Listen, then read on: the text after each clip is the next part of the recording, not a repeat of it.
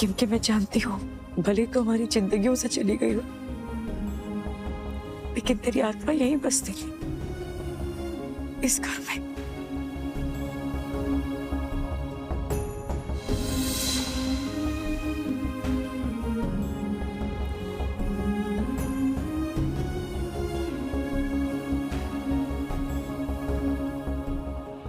प्रार्थना का घर उससे नहीं छीनेगा पुष्पा, आई प्रॉमिस। मैंने तुम लोग को सिर्फ प्रार्थना को छीना, लेकिन भरोसा रखो किसी को भी प्रार्थना का ये घर उससे छीनने नहीं दूंगी। शायद मुझे उस फ्लैट की चाबी चाहिए। लेकिन आज अचानक चाबी क्यों चाहिए बेटा? पुष्पा को जरूरत है, जिनसे अब मेरा दिल का रिश्ता।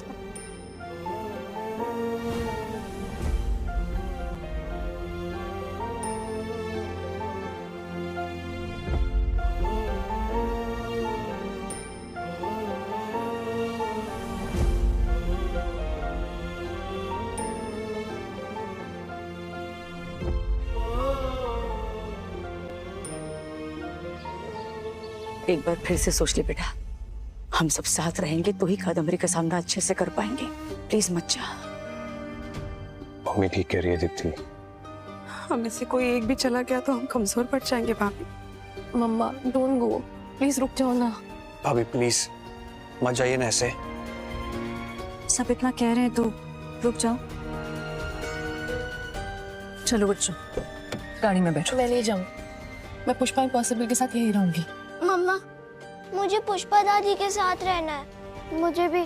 मम्मा प्लीज आप भी यहीं रुक जाओ ना। चलो।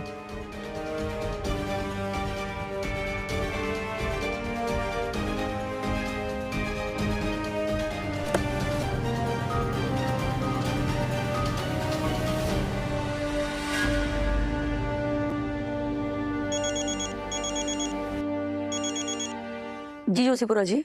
पुष्पा जी, गुड न्यूज है, सुप्रीम कोर्ट की डेट आ गई है। Thank you Joshipura ji, thank you so much. ये अच्छी खबर सुनाई आपने। मैं मिलती हूँ जल्द आपसे। हाँ, क्या हुआ मम्मी? सुप्रीम कोर्ट की डेट आ गई है। मैं दीप्ति को फोन करती हूँ, शायद ही सुनकर लौटा है। बहुत जिद्दी है वो पुष्पा। रस्सी जल गई लेकिन बल नहीं गया।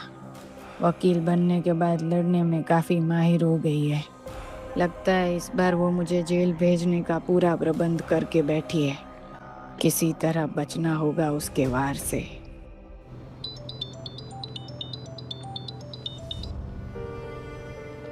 हाँ माँ। बेटा सुप्रीम कोर्ट की डेट आ गई है। अभी अभी जोशीपुरा जी ने बताया मुझे।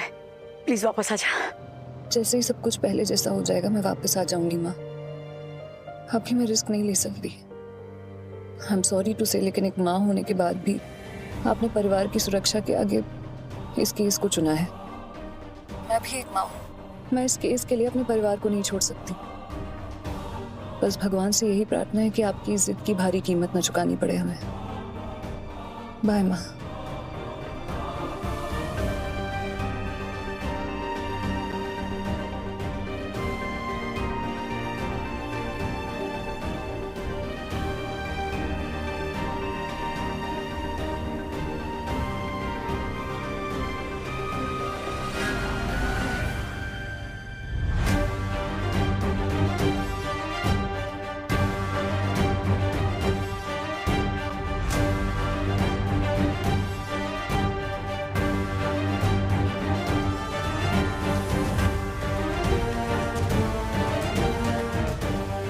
पुष्पा अकेली पड़ गई ऐसा मत समझना। एक बेटी गई है, 3 अभी भी उसके साथ हैं। मम्मी अकेली नहीं है और ना ही कभी होगी। तुम्हें भी कुछ बोलना है? बोला ना, सुनाई नहीं दिया क्या? कम सुनती हो? चल राज।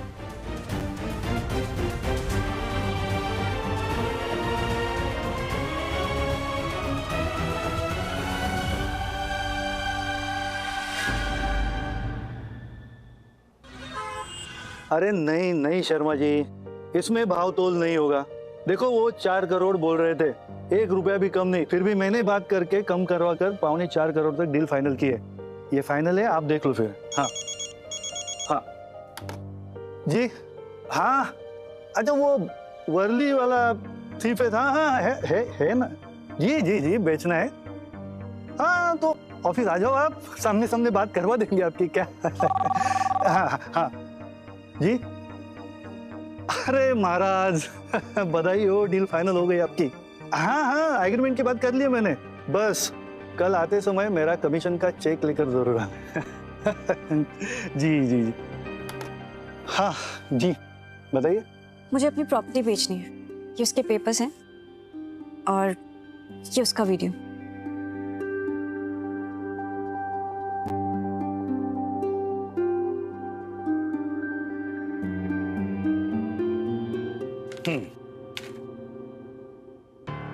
देखो फ्लैट की साइज, लोकेशन, एरिया देखते हुए लगता है कि इसके 1.25 से 1.5 तक मिल जाएंगे।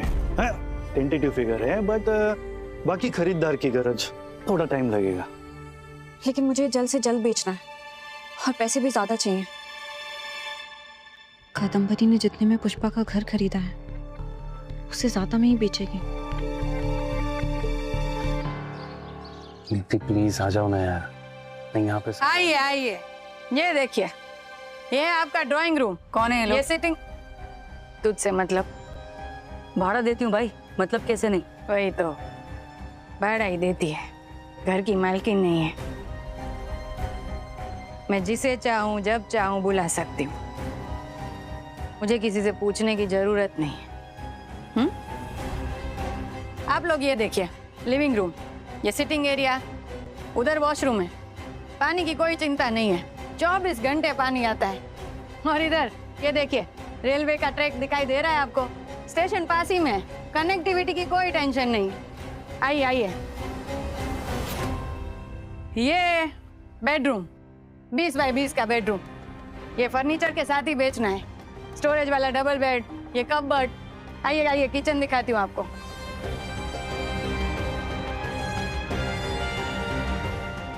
ये किचन है, फुल्ली फर्निश, इलेक्ट्रॉनिक्स के साथ बेचना है। और गैस के लिए पाइपलाइन है, तो सिलेंडर की चिंता करने की जरूरत नहीं है आप लोगों को।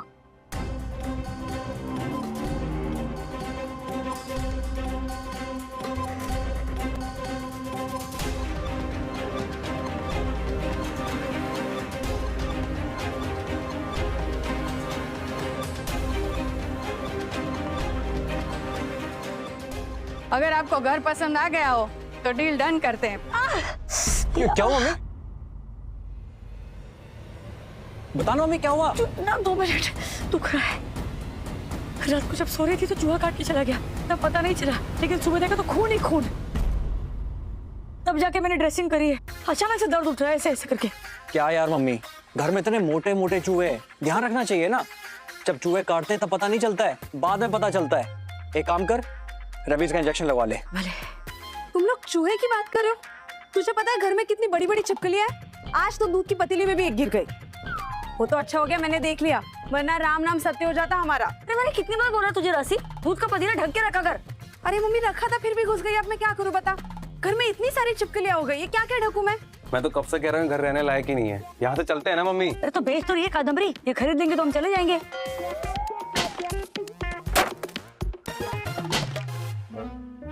ये आवाज कैसी है? हवा है। ये तो खिड़की की आवाज है। और सिर्फ यही खिड़की नहीं, रात को हर खिड़की खड़खड़ाती है। लोग बोलते हैं यहाँ आत्मा का वास है, वो अलग बात है कि हम नहीं मानते। अरे बरगद का पेड़ नहीं है पीछे? हाँ? वहाँ 1999 में 2 लोगों ने लटक कर आत्महत्या कर ली थी। लोग बोलते हैं कि उन्हीं की आत्मा है। ना ना ना ना ना, हमें ये घर नहीं लेना, चलिए जी हम तो चलते। अरे अरे, ये लोग नाटक कर रहे हैं, आप लोग सुनिए मेरी बात। अरे रुकिए तो सही। एक चॉकलेट और एक बच्चे का भरोसा, बस इतना ही काफी था एक दरिंदे के लिए। और उस एक पल ने एक छोटी सी बच्ची की पूरी दुनिया बदल दी। दोस्तों, आज हम एक ऐसी खबर लाए हैं जो सुनकर आपका खून खौलने लगेगा और शायद आंखें भी नाम हो जाएं। लेकिन ये खबर सुनना ज़रूरी है, क्योंकि अगर हम चुप रहे तो ऐसा दरिंदा दोबारा किसी और बच्चे के साथ वही कर सकता है इसलिए इस वीडियो को एंड तक जरूर देखिए। मामला है उत्तर प्रदेश के बरेली का। यहाँ रहता था एक 82 साल का बूढ़ा आदमी, जयदेव नाम था उसका। रिटायर्ड टीचर था। लोग इज्जत से देखते थे उसे। अपने साथ ले गया। कहाँ? अपने उसी खंडहर नुमा मकान में, जो पहले से ही सबसे दूर था, जहां आवाज भी शायद बाहर नहीं जाती थी। और वहां उस 22 साल के बुढ़े ने जो किया, वो इंसानियत के नाम पर एक कलंक है। एक ऐसी हरकत जो किसी भी सभ्य समाज में कभी माफी के काबिल नहीं हो सकती। जब वो बच्ची घर लौटी तो घर वाले समझ गए कि कुछ बहुत बुरा हुआ है। लेकिन, और ये लेकिन बहुत दर्दनाक है दोस्तों, घर वाले चुप रहे। क्यों? क्योंकि जयदेव रिश्तेदार था, क्योंकि लोग क्या कहेंगे का डर था, क्योंकि इज्जत का सवाल था। उम्र के हिसाब से समझते थे कि अब तो जिंदगी की शाम है, अब तो सिर्फ दुआ और इबादत का वक्त है। लेकिन इस बुढ़े की नीयत में छुपा था एक ऐसा अंधेरा जो सोच के ही रूह कांप जाती है। मोहल्ले में एक परिवार रहता था। उसी परिवार की एक छोटी सी बच्ची, सिर्फ 6 साल की, LKG में पढ़ती थी। खिलती थी, खिलखिलाती थी, अपनी छोटी छोटी दुनिया में मगन रहती थी। जयदेव उस परिवार का रिश्तेदार लगता था, इसलिए घर वाले उससे जानते थे। उसकी आम ड्राफ्ट पर किसी को कोई शक नहीं था, और उसी भरोसे का फायदा उठाया इस दरिंदे ने। एक दिन चॉकलेट का लालच देकर उस मासूम बच्ची को, और उसी दर में वो बच्ची का इलाज करते रहे, खामोशी के साथ, अंदर ही अंदर। बच्ची दर्द में थी और परिवार डर में था।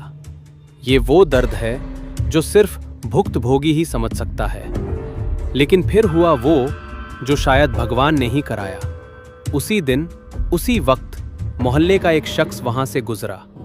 उसने जयदेव को उस छोटी बच्ची के साथ उस खंडहर की तरफ जाते देखा। कुछ तो गलत लगा उससे। उसने हिम्मत की और वीडियो बना लिया। वो वीडियो जो आगे जाके इस पूरी बच्ची का मेडिकल एग्जामिनेशन कराया गया, उसका बयान दर्ज किया गया। पूरी जांच सही और कानूनी तरीके से शुरू हो गई। दोस्तों, यहाँ कुछ जरूरी बातें हैं जो हम सबको समझनी चाहिए।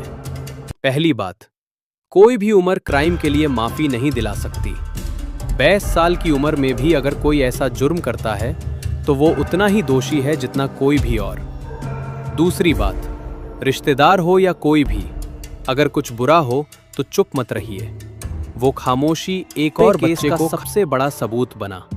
जब वो वीडियो वायरल हुआ तो जो डर के मारे चुप थे, वो अब और नहीं रह सके चुप।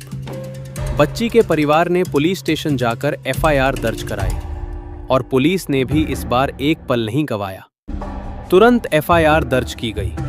पॉक्सो एक्ट के तहत, यानी protection of children from sexual offences act के तहत, जो स्पेसिफिकली बच्चों के साथ होने वाले अत्याचार के लिए बना है, कार्रवाई शुरू हुई। जयदेव को गिरफ्तार कर लिया गया, जेल भेज दिया गया। खतरे में डाल सकती है। तीसरी बात, पॉक्सो एक्ट एक बहुत ही मजबूत कानून है। अगर आप इस कानून के बारे में जानते हैं तो आप अपने बच्चों को बेहतर सुरक्षा दे सकते हैं। अपने बच्चों को सिखाएं कि कोई भी उन्हें चॉकलेट या किसी चीज का लालच देकर कहीं ले जाए तो तुरंत घर आ जाएं और बताएं। उन्हें बताएं कि गुड टच और बैड टच क्या होता है। उन्हें ये विश्वास दिलाएं कि वो आपसे कुछ भी शेयर कर सकते हैं बिना किसी डर के, क्योंकि एक जागरूक बच्चा एक सुरक्षित बच्चा होता है। दोस्तों, उस 6 साल की बच्ची के साथ जो हुआ वो कभी नहीं होना चाहिए था। इस बच्ची को इंसाफ मिले और ऐसा कोई दरिंदा कभी किसी और मासूम को अपना शिकार ना बना सके। अगर आप इस आवाज को आगे बढ़ाना चाहते हैं तो अभी चैनल को सब्सक्राइब करें, बेल दबाएं और ये वीडियो शेयर करें, क्योंकि ये शेयर शायद किसी एक बच्चे की जिंदगी बदल दे। हम रहेंगे, आप बने रहें और इंसाफ की उम्मीद भी बनी रहे। जय हिंद। इन हुआ, अब हम ये नहीं बदल सकते। जो बदल सकते हैं वो ये है कि हम अपने आसपास के बच्चों को सुरक्षित रखें। किसी पर भी आंखें बंद करके भरोसा ना करें, और अगर कुछ भी गलत हो तो आवाज जरूर उठाएं। वो एक वीडियो जिस अनजान शख्स ने बनाया, उस एक हिम्मत ने एक दरिंदे को सलाखों के पीछे पहुंचा दिया। सोचिए, अगर हम सब थोड़ा जागरूक रहें तो कितने बच्चे सुरक्षित हो सकते। एक शहर, एक रात, और एक ऐसी वारदात जो सुन के रूह कांप जाए। छत्तीसगढ़ के अंबिकापुर में एक ऐसी दर्दनाक घटना सामने आई है जो हमारे समाज के लिए एक बड़े सवाल का जवाब मांगती है। आज इस वीडियो में हम आपको उस पूरी कहानी की तह तक ले जाएंगे जो आपको हर जगह अधूरी बताई जा रही है। इसलिए इस वीडियो को एंड तक जरूर देखिए, क्योंकि कुछ जरूरी बातें हैं जो सिर्फ आप जानेंगे। अंबिकापुर के रिंग रोड पर महामाया मंदिर के प्रवेश द्वार के पास जब लोग अपने रोज के काम के लिए घर से निकलते हैं, तब उनकी आंखें एक ऐसी मंजर देखकर थक गईं जो झकझोर के रख दिया था। आज फिर से उसी दर्द का एहसास हो रहा है। सिर्फ जगह बदली है, दर्द नहीं बदला। शव की हालत देखकर अंदाजा लगाया जा सकता है कि ये कोई छोटी मोटी मार पीट नहीं थी। ये एक सोचे समझे और बहुत ही वहशियाना तरीके से की गई घटना थी। महिला के शरीर पर चोट के निशान थे और उनका खून रोड साइड फुटपाथ पर बिखारा हुआ था। सूचना मिलते ही अंबिकापुर के आरए अधिकारी हरकत में आए। मौके पर सिर्फ लोकल पुलिस ही नहीं पहुंची, बल्कि फॉरेंसिक साइंस लेबोरेटरी की टीम भी पहुंची और साथ में डॉग स्क्वाड भी तैयार था अपनी भाषा में सूरग ढूंढने के लिए। पूरे इलाके को घेरा गया तो दूर सुनना भी मुश्किल है। फुटपाथ पर एक अधवर महिला का शव, लहू से लथपथ, बेपर्दा और बेकहावर। लोगों में एक पल के लिए सन्नाटा छा गया। फिर किसी ने थोड़ा हिम्मत जुटाया और तुरंत अंबिकापुर कोतवाली पुलिस को खबर दी। पुलिस का कहना है कि प्राथमिक जांच में यह बात सामने आई है कि पहले महिला के साथ बलात्कार किया गया और उसके बाद उसकी निर्भयता से हत्या कर दी गई। ये घटना सीधा हमारे जहन में 2012 के निर्भया कांड की याद दिलाती है। वो कांड जिसने पूरे देश को सबूत एक एक कर इकट्ठा किए गए। अंबिकापुर कोतवाली के सीनियर पुलिस अधिकारी ने बताया कि आसपास के तमाम सीसीटीवी कैमरों की फुटेज खंगाली जा रही है। पुलिस का दावा है कि वो बहुत जल्द आरोपी को गिरफ्तार कर लेगी। लेकिन सवाल यही है, काफी बार ये दावे हम सुन चुके हैं, क्या इस बार इंसाफ मिलेगा? सोचिए जरा, एक महिला रात के वक्त रोड पर अकेली थी, या शायद वो किसी काम से जा रही थी, या शायद वो घर वापस लौट रही थी। हमें नहीं पता कि वो वहां कैसे पहुंची। माना जाता है इस मंदिर के पास ही ये घटना घटी, जो अपने आप में बहुत बड़ी आयरनी है। जो जगह लोग शक्ति की देवी की पूजा करने जाते हैं, उसी जगह के पास एक नारी की इज्जत और जान ली गई। सुबह मंदिर जाने वालों ने जब ये मंजर देखा तो वो भी हलक रह गए। प्रत्यक्षदर्शियों ने बताया कि महिला की उम्र 40 से 50 साल के बीच लगती थी। उनकी पहचान अभी तक पूरी तरह से सामने नहीं आई है। पुलिस लकीराबंदी में लगी है और मीडिया को दूर रखा गया था। अभी तक पुलिस की तरफ से कोई ऑफिशियल प्रेस कॉन्फ्रेंस नहीं आई है, लेकिन सूत्रों के हवाले से पता चला है कि फॉरेंसिक, लेकिन ये जरूर पता है कि वो एक इंसान थी। उसका भी एक परिवार था, उसकी भी कोई दुनिया थी, और उस दुनिया को किसी ने पल भर में तबाह कर दिया। हमारे समाज में आखिर कब तक ऐसी घटनाएं होती रहेगी? महिलाओं की सुरक्षा के लिए कानून बने हैं, पॉक्सो है, आईपीसी की धाराएं हैं, निर्भया फंड बना था, लेकिन फिर भी ये वारदात होती हैं। तो सवाल है कि कहां कमी है, कानून में, सिस्टम में, या हमारे समाज की सोच में? महामाया मंदिर का द्वार ये एक ऐसा स्थान है जो धर्म और आस्था का प्रतीक। टीम ने कुछ महत्वपूर्ण सबूत इकट्ठा किए हैं। डीएनए सैंपलिंग की गई है। डॉग स्क्वाड ने एक खास डायरेक्शन में सोचना शुरू किया था, जो एक इंपॉर्टेंट क्लू हो सकता है। सीसीटीवी फुटेज की बात करें तो रिंग रोड के आसपास काफी कैमरों लगे हुए हैं। अगर कैमरास ठीक से काम कर रहे थे तो पुलिस के हाथ एक बड़ा सबूत लग सकता है। लेकिन यह भी देखना होगा कि कामर काम कर रहे थे या नहीं, क्योंकि कई बार सरकारी कैमरास बंद होने की खबर भी आती है। दोस्तों, ये खबर सिर्फ एक हमारी डीपेस्ट कंडोलेंसेस हैं। अगर आप चाहते हैं कि ऐसी घटनाओं के बारे में सच और पूरी जानकारी मिलती रहे, तो अभी इस चैनल को सब्सक्राइब करें, घंटी दबाएं और ये वीडियो अपने उन दोस्तों और रिश्तेदारों को जरूर शेयर करें जो नहीं जानते कि उनके आसपास क्या हो रहा है। सत्य सामने आना चाहिए और उसके लिए आप जैसी जागरूक ऑडियंस की जरूरत होती है। हम रहेंगे, आप बने रहें और इंसाफ की उम्मीद भी बनी रहे। जय हिंद। क्राइम रिपोर्ट नहीं है, ये एक समाज की दुर्दशा की कहानी है। एक बार फिर हमें याद दिलाया गया कि जब तक हम सब मिलकर नहीं बोलेंगे, जब तक हम अपनी जिम्मेदारी नहीं समझेंगे, तब तक ऐसी घटनाएं होती रहेगी। हम चाहते हैं कि पुलिस जल्दी से जल्दी आरोपी को पकड़े और उसे ऐसी सजा मिले कि दोबारा कोई इस तरह की हरकत करने से पहले 100 बार सोचे। पीड़ित महिला के परिवार के साथ